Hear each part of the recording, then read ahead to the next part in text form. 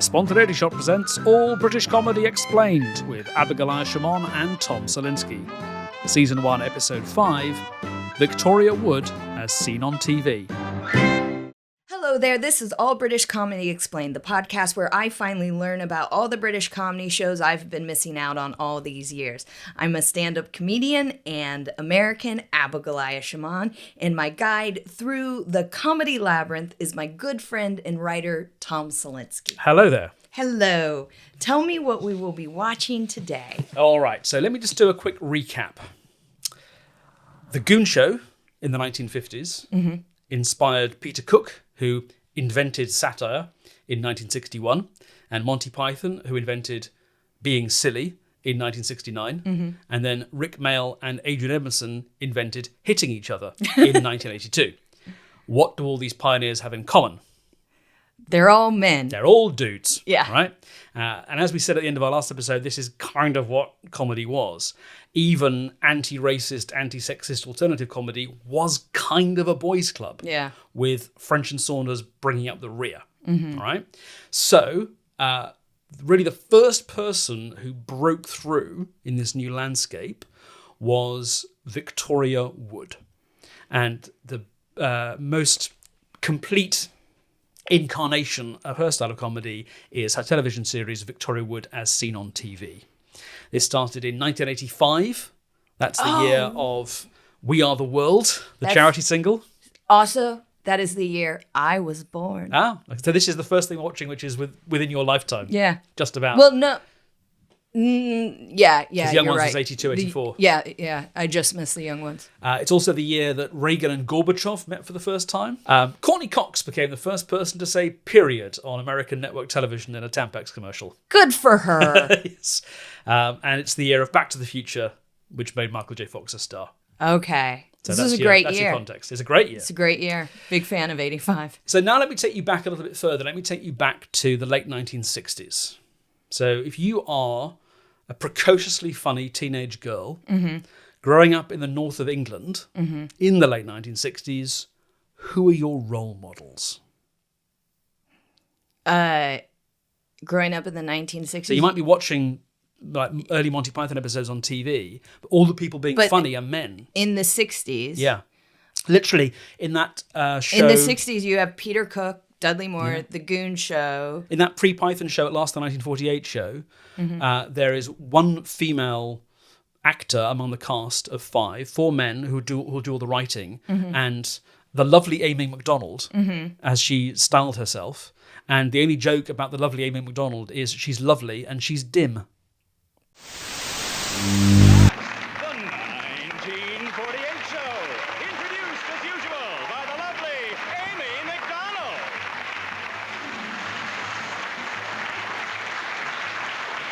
Hello, everyone, and welcome to my show. Amy? Oh, sorry, the show.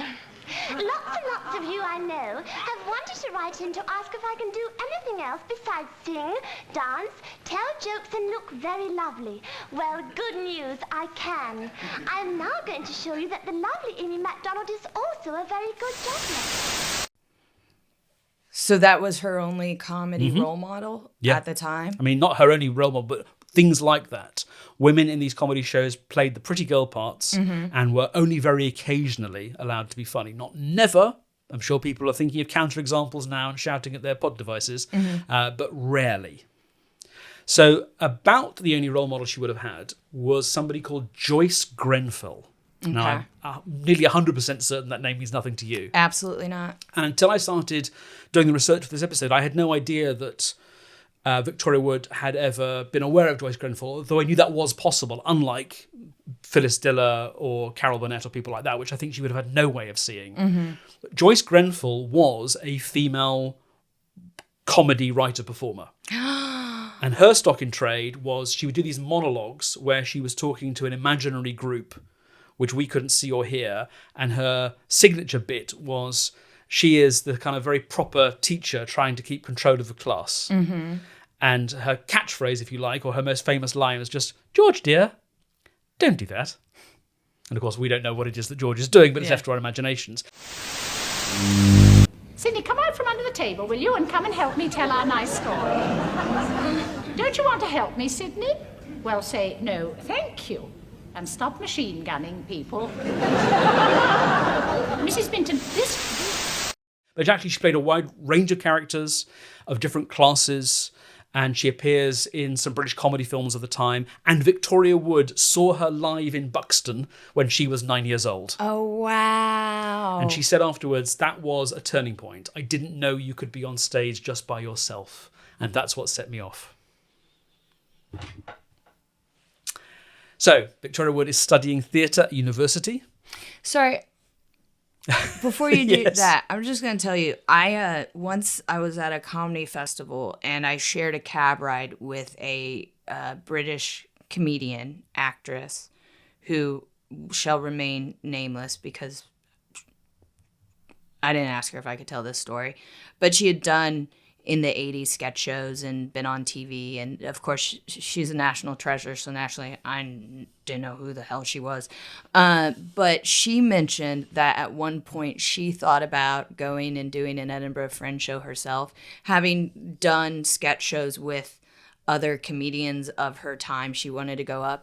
And one of her male colleagues was like, oh, why would anyone want to listen to you for an hour? And she never did it. No. And I just want to say the fact that Victoria Wood at a young age saw a woman and went, I can do this.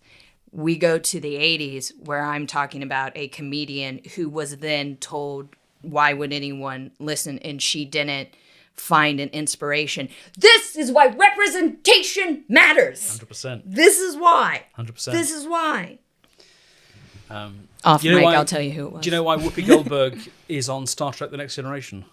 Because she's awesome? No. She lobbied for the part. Did she really? Because she said, she told a story to the producers that when she was little, she saw Nichelle Nichols as Uhura on the bridge of the Enterprise and went running in to the kitchen to talk to her mum, saying, Mum, there's a black lady on TV and she's not a maid. Wow. Representation really matters. Yeah, representation really matters. So, I mean, Victoria Wood doesn't have access to this. So she's studying theatre at university. And while she's basically a teenager, she appears on a television talent show called New Faces, where she plays the piano and sings a comedy song about being serially engaged. Off the back of this, she's asked to perform similar items on the BBC show That's Life. When you say serially engaged, does that mean she gets engaged over and over and over Yeah, again? yeah. Okay, cool. Have you ever seen That's Life? No. Would have finished long before you came to this country, but it was a kind of magazine program hosted by a woman called Esther Ranson. And it was a slightly weird combination of people sending in photographs of rude-looking vegetables and then incredibly important campaigns about things like sexual violence. Sounds like an Instagram feed. Something like that.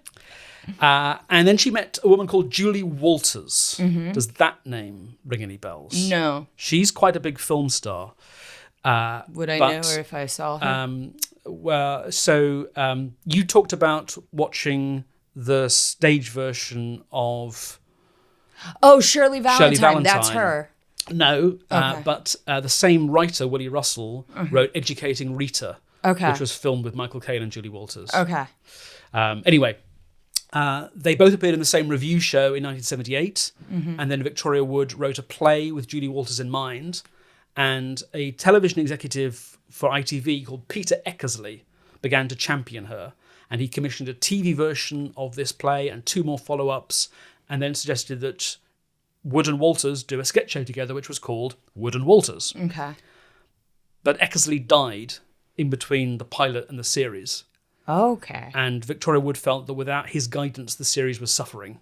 So Wood and Walters has been completely forgotten about now. I managed to get a copy on 6 episodes. They got 6 out.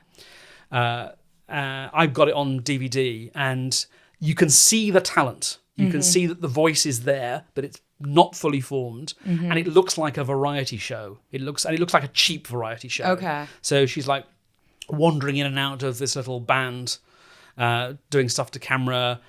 Very awkwardly, they're kind of doing 2-person stand-up to introduce the show at the beginning because it's called Wood and Walters. Okay. So they kind of need to be presented as a team, even though Victoria Wood's doing all the writing, so they're not really a team in that sense. So it's a bit awkward. So she goes off and does more live stuff, and she comes back to TV a few years later with a bit more experience, a bit more clout, and a bit more control. So for her BBC series, Victoria Wood As Seen on TV, she chose the director, she chose the cast, and in so doing, she established a company of actors that she worked with for the rest of her career. So, Victoria Wood As Seen on TV, is it a sitcom or a sketch show? Sketch show. A lot of sketch shows Yes. this landmarks. A lot of sketch shows. We'll come to sitcoms down the line. But, and then one thing I do know is that after this, Victoria Wood did make another show called The Dinner Ladies. That's right. And I know that because people have yelled at me on our social media about The Dinner Ladies. So, okay, so she took total control of this. Exactly. This is her vision. Yeah. I love this. I love this girl bossing it here. And where did it air? BBC? BBC Two. So when you watch a sketch show, you watch something like Not the 9 O'Clock News, or a writer-performer show like Monty Python's Flying Circus. There's a long list of writers. Monty Python's Flying Circus, everybody wrote and performed. A sketch show like Not the 9 O'Clock News, people would send sketches in because a sketch is a short little bit of material. And so when you're just beginning to find your comedy voice, a sketch is a much easier thing to write than a sitcom. So at the end of an episode of a sketch show, often you see this long, long list of writers. Yeah. Or it'd be like a couple of star names, and then with additional material by another 20 people.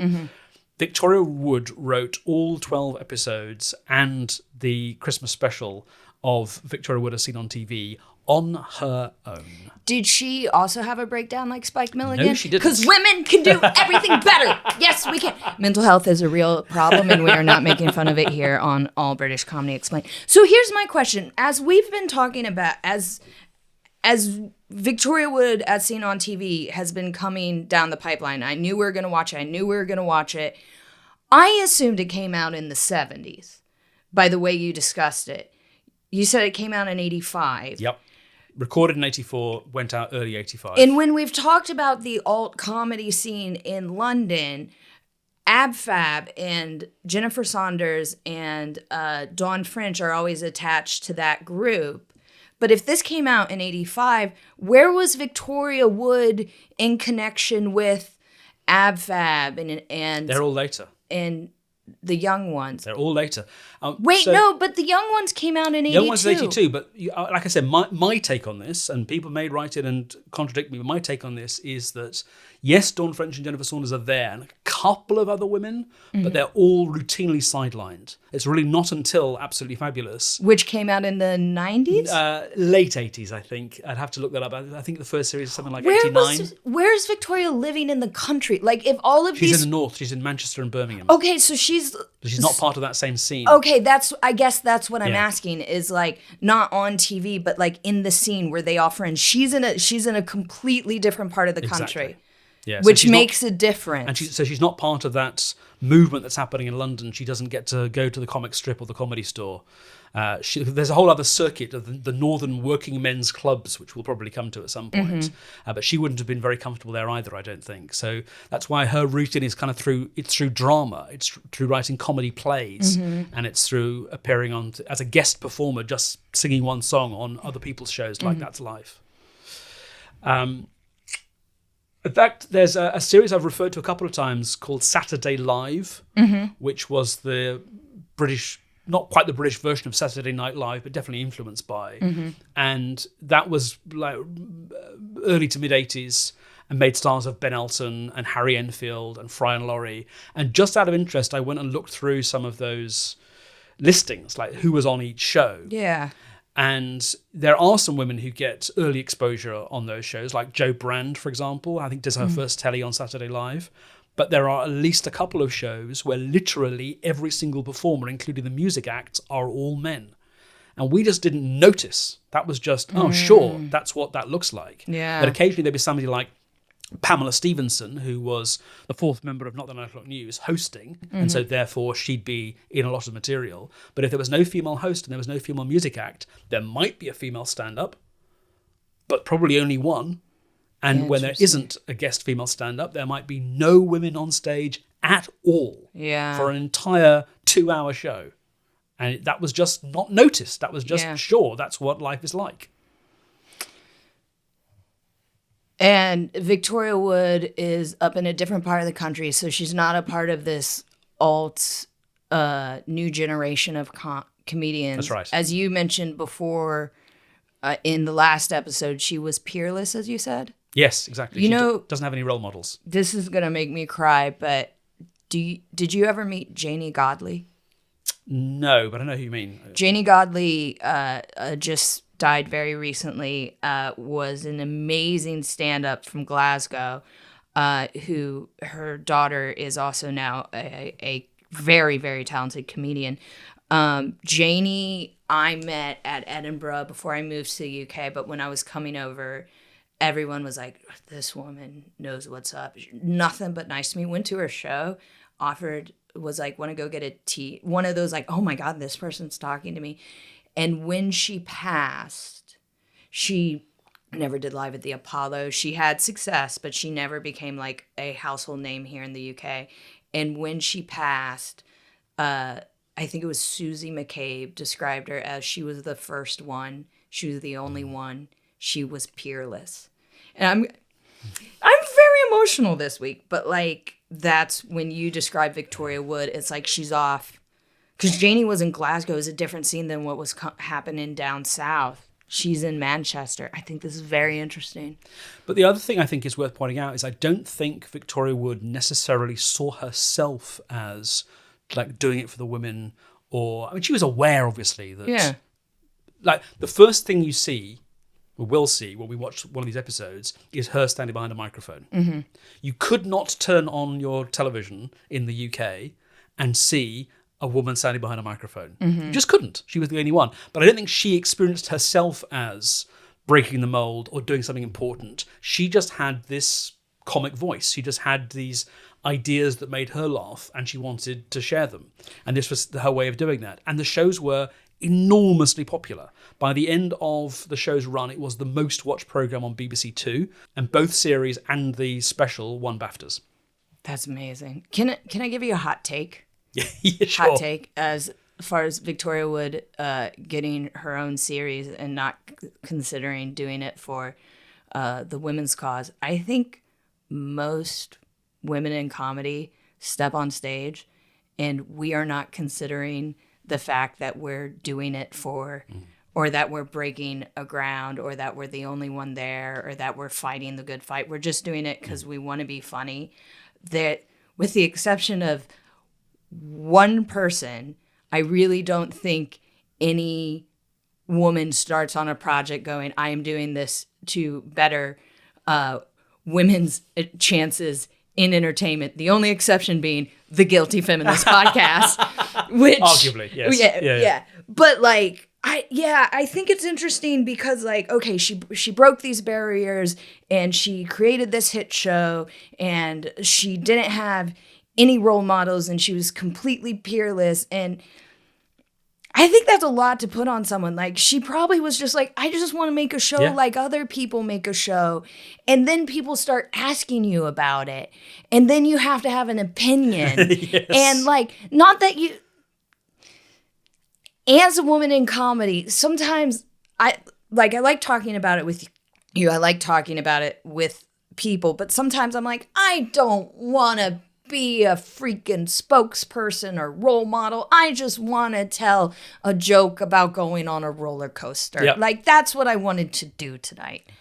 The only time in my own career I think about women in comedy and my work within it is when I do badly on stage. Because if you go out and do stand-up and you have a bad show, people will go, I don't like that comedian. If I go out and have a bad show, people go, I don't think women are funny. Yeah. That's the only time I feel the responsibility is when I have a bad one. But everyone liked Victoria Wood. Yeah. She was so she didn't have to think about it at all. Get that money, get those BAFTAs, girl. That's what I'm saying. And partly because I think she didn't have any role models, the show's a little bit unusual compared to other shows of the time. It's a real mix. There's bits of stand-up, there are sketches, there are songs. Each episode includes one mockumentary, one sort of documentary-style film all shot on location. The element that became most famous... By the way, you're saying this was a bit different. What you've just described to me is literally Saturday Night Live. I mean, I guess, yeah. Like, that is the structure of it's SNL. like a variety show. Yeah. But by this time, things like Not the 9 O'Clock News had come along, and that was starting to seem a bit old-fashioned. But there's something so fresh about the way Victoria Wood does it that it doesn't feel like that. And the blend is different as well. Yeah. You keep referencing the 9 o'clock news like I know what it is, and I have purposely not watched it because I know it's coming up. But yeah. Not the 9 O'Clock News was one of those ones which arguably is a game changer. Yeah. But I was tossing up between Not the 9 O'Clock News and The Young Ones, which is more representative of alternative comedy. And Not the 9 O'Clock News is earlier, but I think The Young Ones is more influential. So I went with The Young Ones. But we will do Not the 9 O'Clock News at some point. The most celebrated element of As Seen on TV was Acorn Antiques, which was a send-up of incredibly cheap soap opera Crossroads. You ever heard of Crossroads? No. It's off the air now, but this was famous for being shoddily put together with boom microphones in shot and so on. And so she wrote the scripts for the first 6 episodes, and then the whole crew got in on the act of, we can do this as an extra gag, we can do this as an extra gag. And then when it came for the second series and she wanted to do more Acorn Antiques, suddenly she felt under enormous pressure to put in those jokes in the script that everyone else had put in when they did the first series. But that's one of the most famous elements of the whole thing. You don't have to have seen Crossroads to get the joke. Okay, cool. But a lot of things that might seem arbitrary, like the way the credits move in and out from the side of the screen, is a direct reference to Crossroads. And she also knew when to yield the spotlight. She's a brilliant performer, but she'd found an incredible partner in Julie Walters. Sorry, you know why she knows when to yield the spotlight? Yes. You want to know why? Why do you think that is, Tom Salinsky? I'm Because she's a woman! Because she's a woman! So there's a couple of bits in Wood and Walters where she gives monologues to other people, including, and I had no idea this was the case, by the way, until I viewed these episodes literally last week. She wrote a monologue for Rick Mayall to do in something like 1982 or 3, maybe even before The Young Ones, where he's playing this clearly very lecherous new man who understands what it's like to be a woman. It's very funny. But now I really had to struggle. I could have done another not Jenny but also style best of, but I didn't see the need. So I've had to make a really tough choice. You know why? Because she's a woman. Because she's a woman. We don't have to pick and choose. It's all fucking gold. Because it had to be this good. It had to be a landmark. She created a character called Kitty. Okay. Who would chat to the audience about various petty grievances. A part she clearly could have played herself, but instead she gave it to Patricia Routledge. Okay. Good evening. My name's Kitty. I could have married, I've given gallons of blood, and I can't stomach whelks, so that's me for you. Patricia Routledge had been acting since 1952. At the time that Victoria Wood cast her, she'd recently been featured in one of Alan Bennett's solo plays in the Talking Heads series. And then immediately afterwards, she was cast in the sitcom Keeping Up Appearances, which ran for 5 years and made her a star in her early 60s. So Keeping Up Appearances, again, is probably one of those shows that people have been throwing at us in the comments. Like, why aren't you watching Keeping Up Appearances? We will watch Keeping Up Appearances. It's terrific. And then there was like 2 or 3 sketches I really wanted to include. I definitely wanted to include the song that's in the Series 2 episode, and then I was going back and forth, and I haven't been able to find room for Kitty. But if you type Victoria Wood Kitty into YouTube, I think there's like 4 of those monologues. They'll all come right up. So that's the plan. Okay. Are you excited? I am really excited about this. I'm looking forward. Yeah, let's do it. I want to see what happens. Victoria Wood, As Seen on TV. You didn't tell me we'd be seeing clay animation. I got in a bit of a muddle though. I thought it was Habitat. So nice to watch stand-up. There's me looking for roller blinds. There's all these people on their knees praying. Cedar Imrie. Yeah, I was going to say, she's on the Traders right now. Yes. You know what thanks they were? I know things. Won't be long. Yes, Polonius, try and show the age of the man in your voice and in your bearing. rather than waving the bus pass. Actually, I think you'll find it a lot easier once you get the walking frame. I want to see this rendition of Hamlet. Are you close to your parents, Bobby? No. Just come for your share of the loot? No. Then why come to the party? I met you once before at the Dorchester, do you remember? I thought we might carry on where we left off. Thank you, Bobby. We won't use that. Huntley! Also, I want that jacket. I've got a feeling I've showed you the wrong episode, but it's fine. How did I make that mistake? No, this is series 2, episode 6. Oh, right. I meant supposed to be series 2, episode 1. Damn it. All right. Here's what I've decided. I'm going to reignite my musical theater career, and this will be my audition song.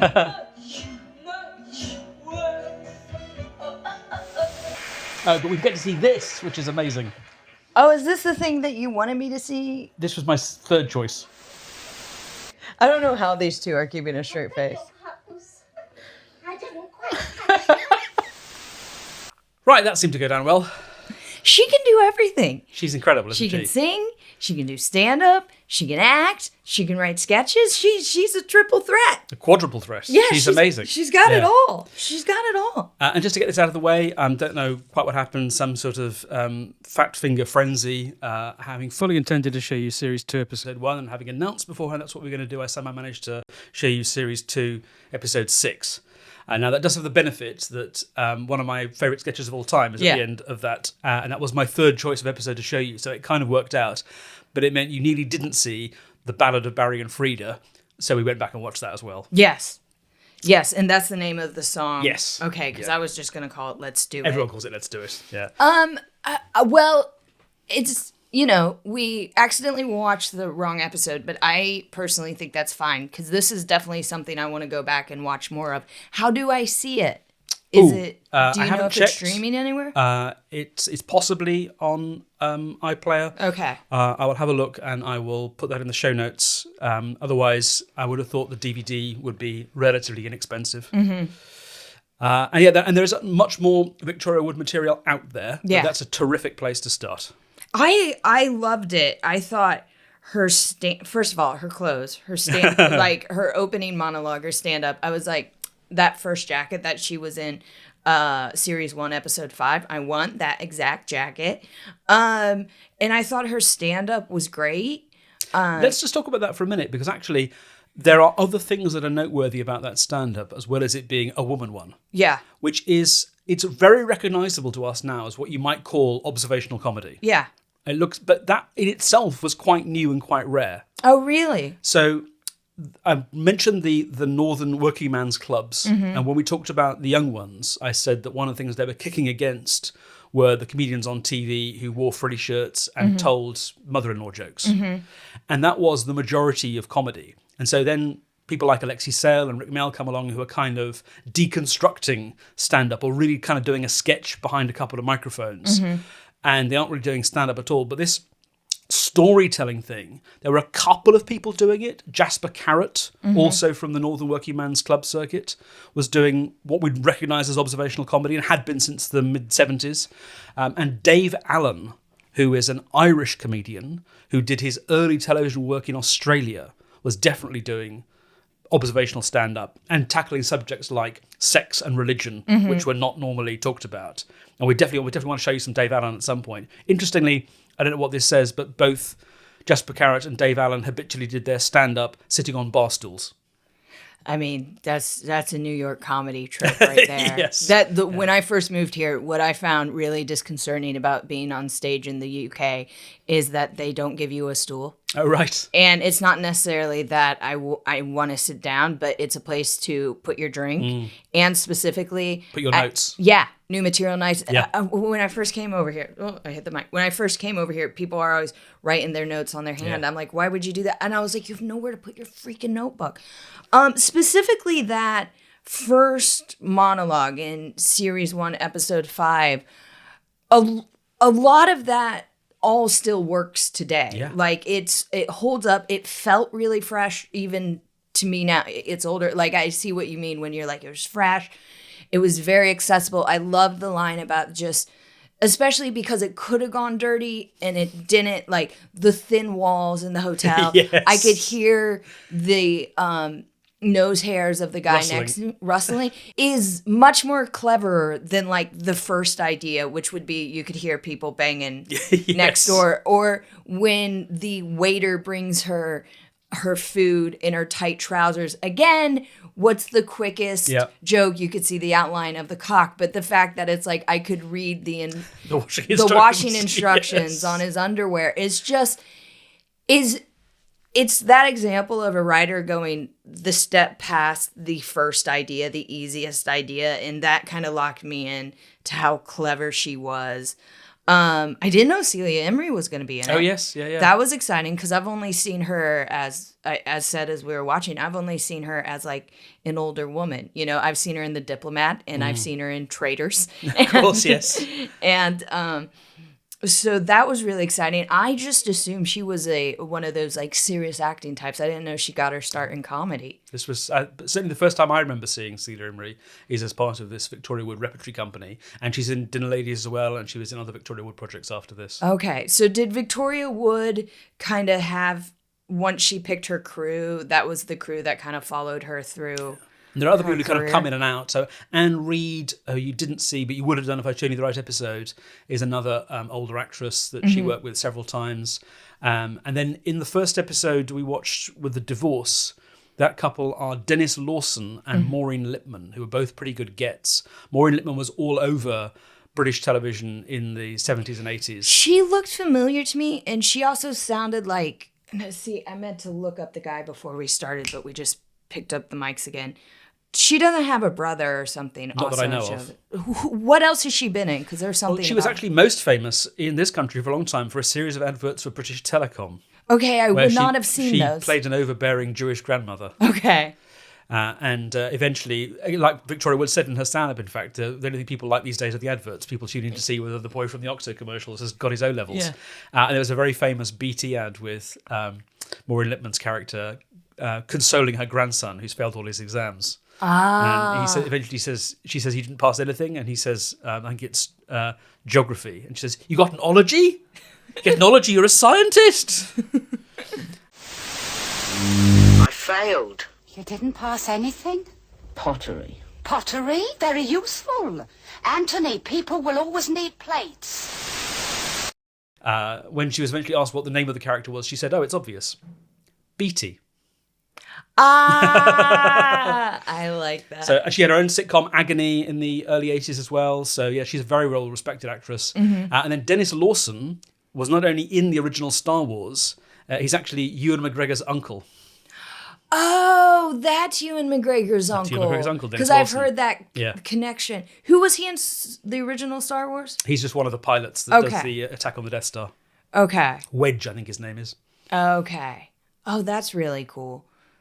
So lots of people wanted to work with her, even as early as this. And she could get people. And with Maureen Lipman, again, she's also from Leeds or Bradford or somewhere like that. So she kind of felt like part of the family. What I was trying to say during the Just an Ordinary School sketch, when they were like, do you know any working class people? And they're like, oh no. Do you remember when Rishi Sunak was prime minister for, it was about 5 minutes, and this video surfaced of him, I guess at Eton, being Really? Oh, I need to look. Remind me afterwards. I'll look this up. I'll drop it in. I have friends who are aristocrats, I have friends who are upper class, I have friends who are, working class, but not working class. But it was something like someone being like, do you know any working class people? He's like, well, of course I know all sorts of, well, not working class. It was like verbatim that sort of situation that when we were watching it, I was like, oh my God, this actually happened in real life. I will say the ending to that sketch, when she accepts the award and gives a heartfelt speech, I thought there was going to be a big laugh at the end. And either I missed it, or it just ended. That's not got a punchline, that sketch, which is a shame. But like I said, she's writing all of this on her own. Yeah. And I think one of the things she learnt doing Wood and Walters is you need to write more sketches than you have room for. With Widow Walters, she had 6.5 hours and she wrote 6.5 hours, and the result is that the quality of sketches in Widow Walters is pretty variable. Now, in any sketch show, there are going to be hits and misses. That's just inevitable. There are going to be highs and lows, but she wrote 25% more material than she needed for the As Seen on TV shows, because she'd learnt you can't always predict what's going to work and what isn't, and you have to keep having choices. You have to give yourself a superfluity of material so you can throw stuff away. And how much time did she have between episodes to write? Because, like, the mind to be able to write stand-up and sketches and songs is, in my head, much harder than writing just 30 minutes of stand-up or just 30 minutes of sketches or just 30 minutes of songs.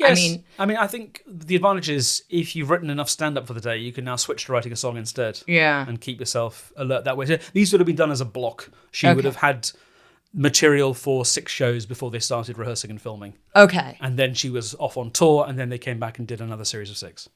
And when she'd go on tour, would she do a little bit of everything like we just saw, or was she doing straight stand-up on tour? Stand-up, but there was also some character stuff, but it was all monologues. So one of the things that struck me, one of the reasons I wanted to show you Series 1, Episode 5 in particular, apart from that I think it's incredibly funny, is that Hamlet sketch. I highlighted that. I really enjoyed that. But the structure of that is exactly the same as Joyce Grenfell, because she's talking to a group of people we can't see or hear.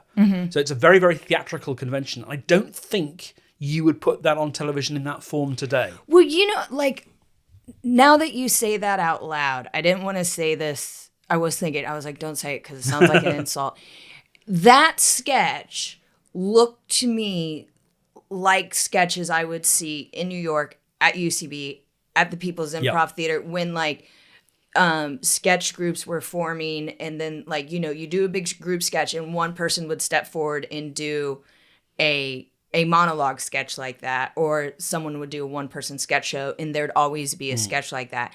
But I haven't seen one of those in years because you're right. It's a live performance thing where you step forward as a character and deliver to a fake audience, essentially. It was really refreshing. I didn't want to say, it reminds me of, like, all the news because it makes it sound like it wasn't good or that it was amateur. And I didn't see it as amateur. It was a style of comedy I haven't seen in a really long time.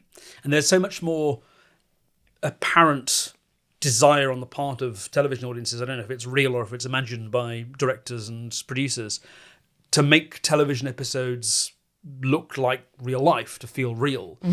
And there are things you can do when you don't have real people there that you can't do. Julie Walters is in absolute control of the timing, and nothing will prevent her from getting the timing exactly the way that she wants it. If you've got a whole bunch of other actors to worry about and you're trying to mix their sound levels with her sound levels and cut back to them every so often and so on, you get a different result, but I don't think you get a better one. You get a more realistic one, but I don't think you get a funnier one. Yeah. And every line in that sketch is an absolute diamond. Yeah. Every single one. Don't care if it is Hamlet. It's got to be fun, fun, fun. It's devastating. Just be a little happier. I think right after the hokey cokey. It's like, I need to see this version of Hamlet. I think it's great. And then I accidentally showed you Two Soups. I just remember the first time watching that with my family, all of us sitting around the TV. None of us have any idea this is about to come on. Yeah. And we're just helpless with laughter at the end of it. And you said, I don't know how they're getting through it. And of course, in rehearsals, they never could. Yeah. Celia Imrie said she was biting the inside of her cheek to stop from laughing when they were doing it in front of the audience. Celia Imrie played a lot of the straight characters in this. Yeah. She was a fancy over the top lady in Acorn Antiques, but like in the sketch with the ringing, going to the market and stuff like that. And specifically that one, it was just not who was the guy in the sketch, the soup sketch with Duncan Preston is his name. So he's the token boy in her repertory company. Duncan Preston, my eye was drawn to less because he's a man. And I just, don't get me wrong, I think men are great. I just don't find men as funny as women. Yeah. I mean, they just don't have that instinct. Yeah, they just don't. But he did turn his head more. I don't know if you noticed this, away from the camera. Whereas Celia, I just don't know how she held it in. It's incredible. I don't know at Julie all. Walters is so funny. I'm kind of glad that we watched it like that, because you mentioned the soup sketch and you were like, it was one of your favorites, but you weren't like, wait till you see this. Yeah. So I was just as surprised by it. I really liked it. And just the timing of it and just that ridiculous walk she did was so good. And one of the ones I'd forgotten about was the fake end of series song at the end of episode 5 when there's a whole other episode to go. Yeah. And I'd forgotten that even existed until I was reviewing shows to decide what to show you. And I love the way in improvisation we sometimes talked about going up the absurdity curve. Mm-hmm. And so what you want is the takeoff to be relatively slow so the audience doesn't get ahead of you. You're gradually building in the absurdity, getting a little bit more, you're patient with it. Yeah. But then once the audience gets the game, then you want to go off the scale as fast as you can. And she just calibrates that so beautifully. Until you have the marching band and the people doing the baton twirling. And, oh, it's not the end of the series. It's not the end of the series. I'm not going back and doing this again. Yeah. It was just so good. And then also I really liked the songs. Like, I mean, I guess that's not surprising because I always like music, but obviously the Let's Do It song is hilarious. But I'm glad we saw the Count the Blessing songs, because in my head I was like, it's a sweet song. I want to learn that to teach it to my niece. Because it's funny, but it's also like quite a sweet song.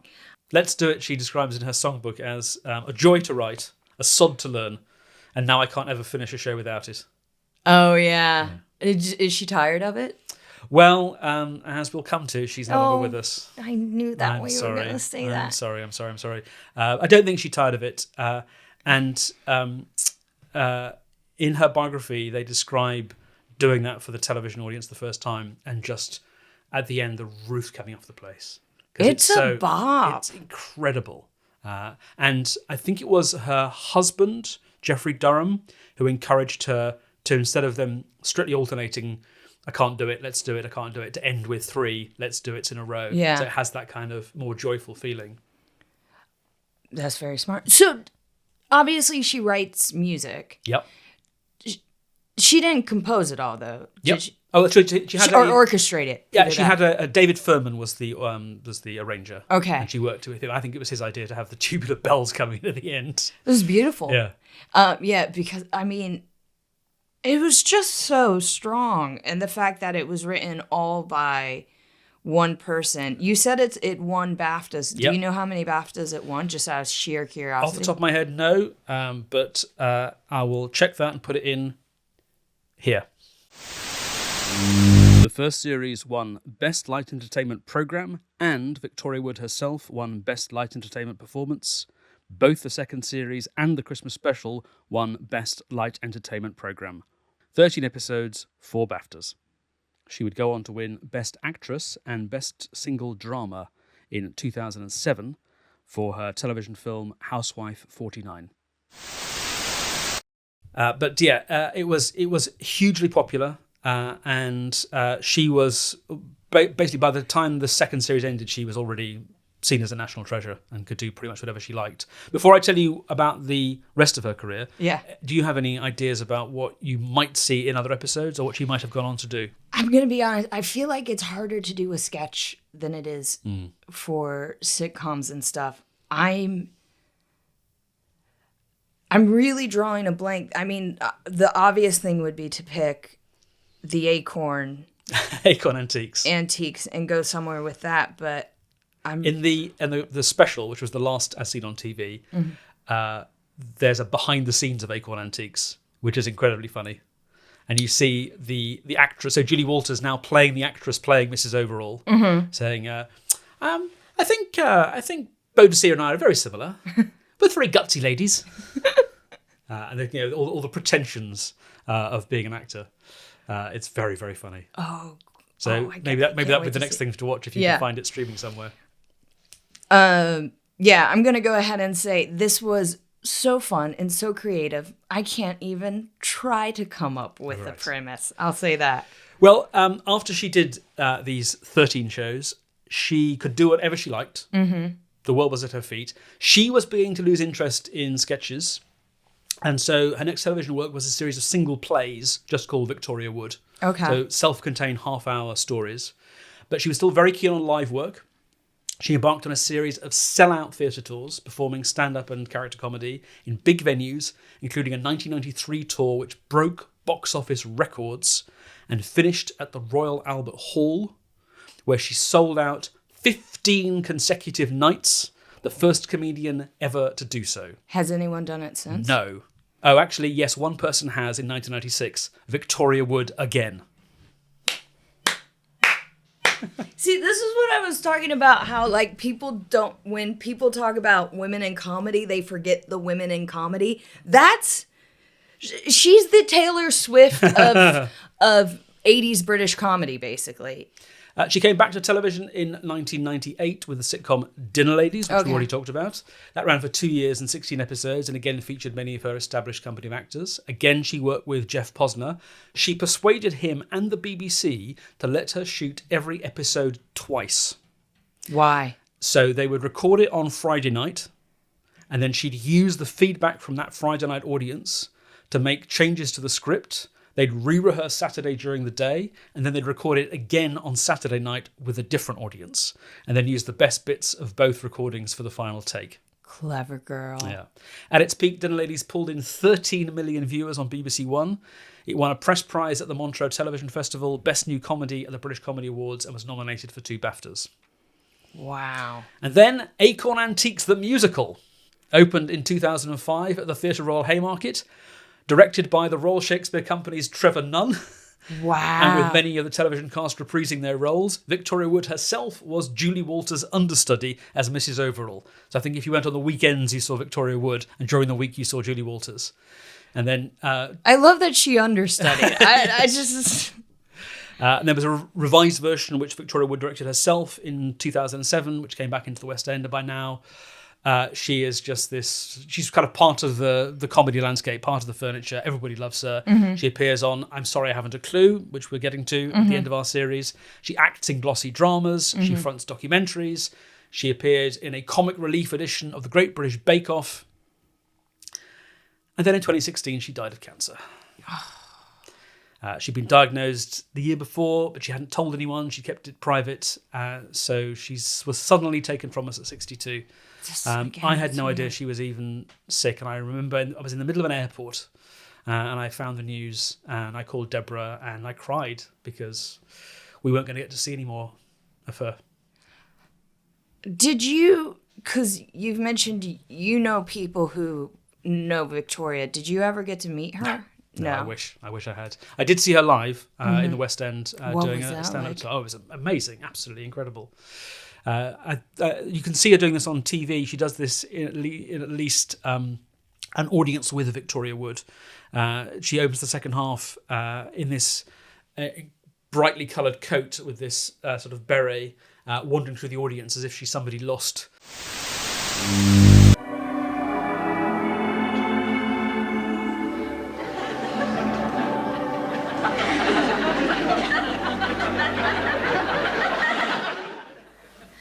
Hello. I'm looking for my friend. Kimberly.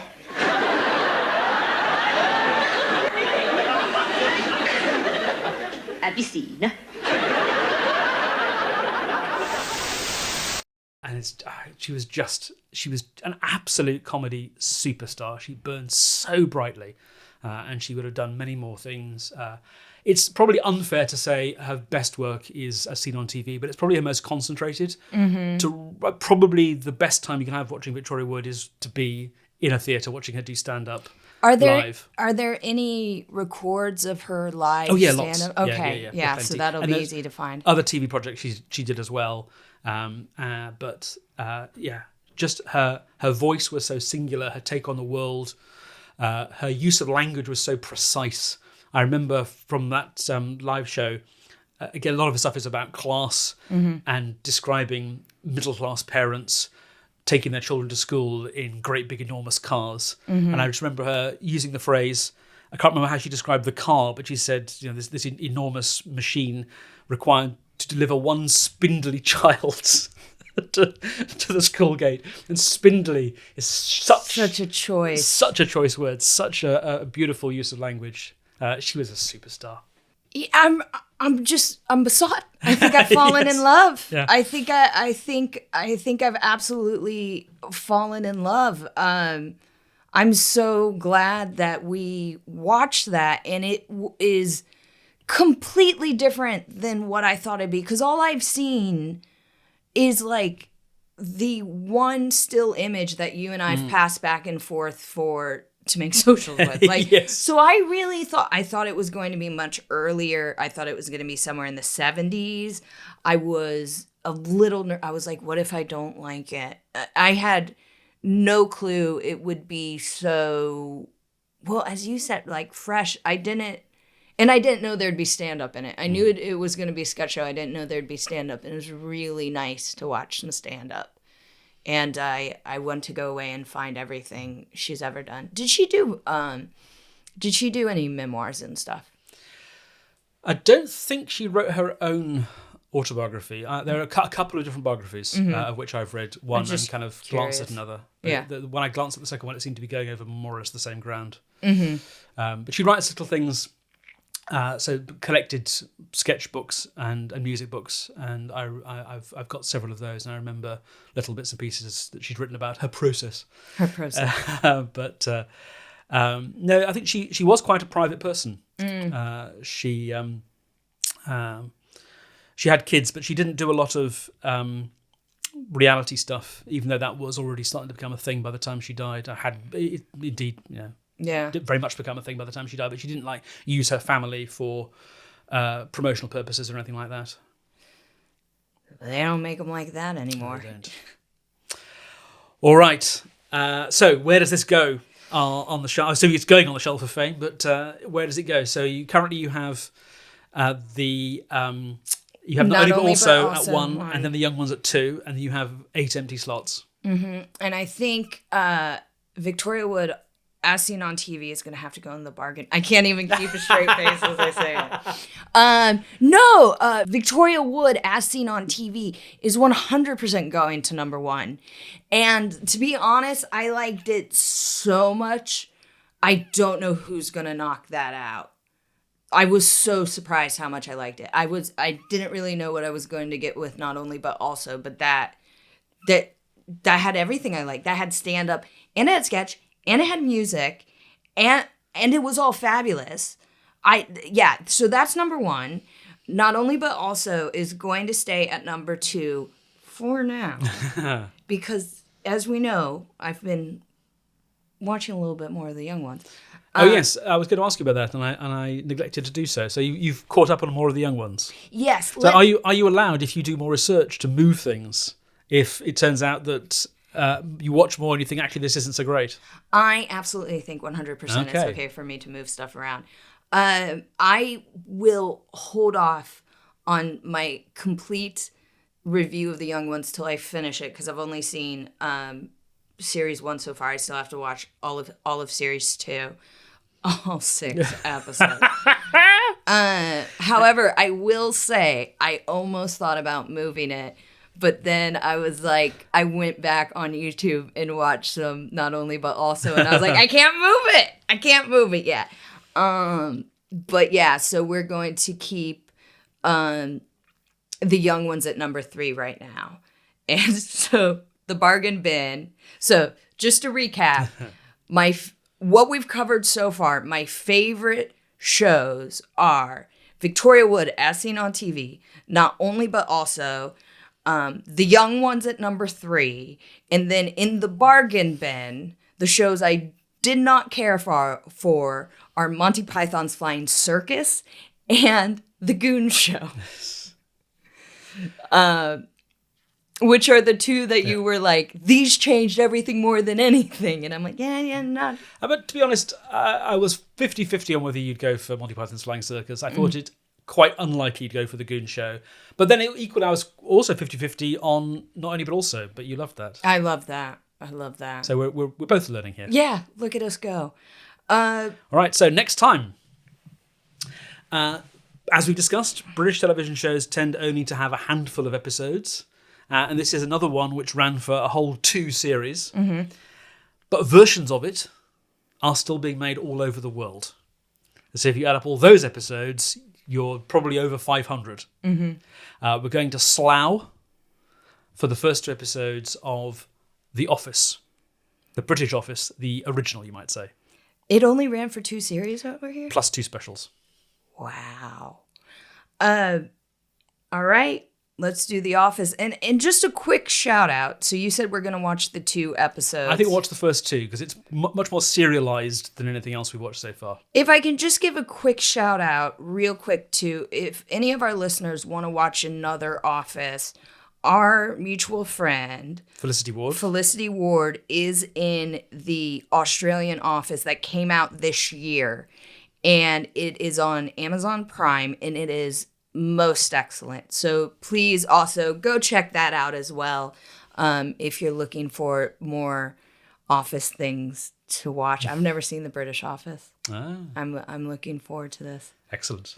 Guys, thank you so much for listening. As always, if you have the time and inclination, please go into your podcatcher app, leave us a 5-star review, tell a friend about the show, and thank you so much for listening to our episode today, all about Victoria Wood. Till next time, I'm Abigoliah Schamaun. And I'm Tom Salinsky. Goodbye. Goodbye. You have been listening to All British Comedy Explained with Abigoliah Schamaun and Tom Salinsky. It was a Spontaneity Shop production for the internet. Find us online at allbritishcomedy.com, join our Facebook group, sign up to our mailing list, or follow us on Instagram or TikTok. Join us next time for episode 6, The Office.